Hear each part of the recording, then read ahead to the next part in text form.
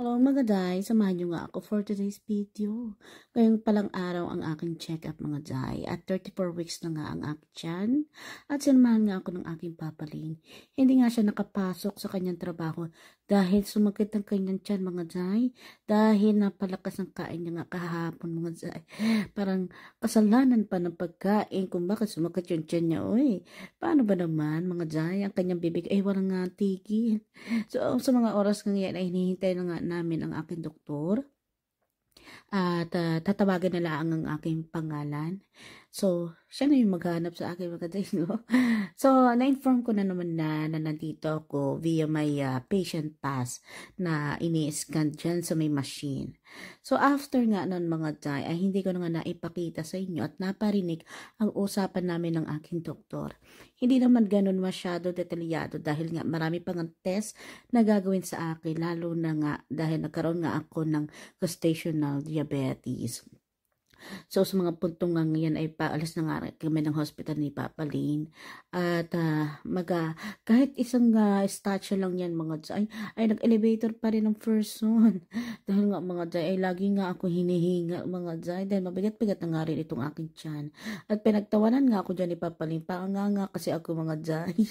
Kasi ba naman no, sa VIP ako lalabas mga dyan. Uy, sa first floor lang naman tayo lalabas no. At sa mga oras ng yan ay si Papa Lane na nagbayad ng parking lot.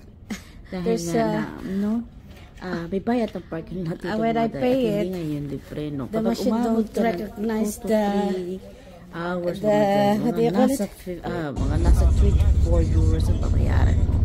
So binabaybay na nga namin ang daan pawin ng bahay ng Matsari. Pero marami pa nga akong ngayong araw. At sa mga oras ng yan ay naisip ko nga na i-impake na ang dapat i-impake. Siyempre ang damit ng aking anak, ng ating munting anghel na lalabas ngayong January o February. Bahala siya kung kailan niya gustong lumabas. Uy! So sa mga oras ng yan mga day, matagal ko na nga rin ito nagawa, no? Matagal ko nang nilabhan to mga damit ng aking baby. Mga summer pa yan mga day. And hindi na ako nagbili-bili ng maraming damit kasi nga yung mga pinagliitan ni Sarah yun na lang din ang gagamitin niya mga day, no? At saka saglit lang naman, at saka mabilis naman lumaki kasi ang mga baby, mga day, no? So ang ginawa ko na lang is nilagay ko na rin yung mga damit namin ni Papa Lane in case na mag-construction ako, kaya mag-broken tong water sa aking tiyan, no? At least bibit-bitin na lang ni Papa Lane yung maleta, naka-ready na lahat.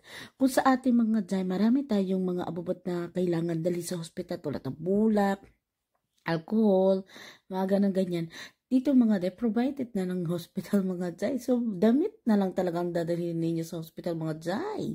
So, ganun naman well prepared ang hospital mga day, no? Kahit ultimo napkin ang mga bago panganak, diba, dinudugo pa rin tayo, no? Kahit ang anak na tayo mga day, no? So, ano na yan, sagot na yan ng hospital mga day. So, dadalhin nyo lang talaga yung mga damit ninyo, damit ng baby ninyo. Depende kung ilang araw kayo mag-stay sa hospital. Pero kapag normal man kayo ng anak mga day, at wala namang komplikasyon yung bata, siguro 1 day o 2 days lang kayo sa hospital, uwi na agad kayo. So, ganun lang naman mga day, no? Pero kapag may mga komplikasyon yung ganyan, so, kailangan incubator, so, doon lang kayo magtatagal. So, dito sa bagong room, no, dito ko na nilagay mga day, yung mga damit na gagamitin ni baby, no, hanggang 3 to 4 months na, no, para hindi na ako akyat ng akyat sa taas mga day, mahirap kasi. At saka dito rin ako magro-room mga day, no, dito ako magro-room sa aking panganay. So, yun lang mga day. Thank you so much sa inyong panood. See you in my next vlog. Joy, joy!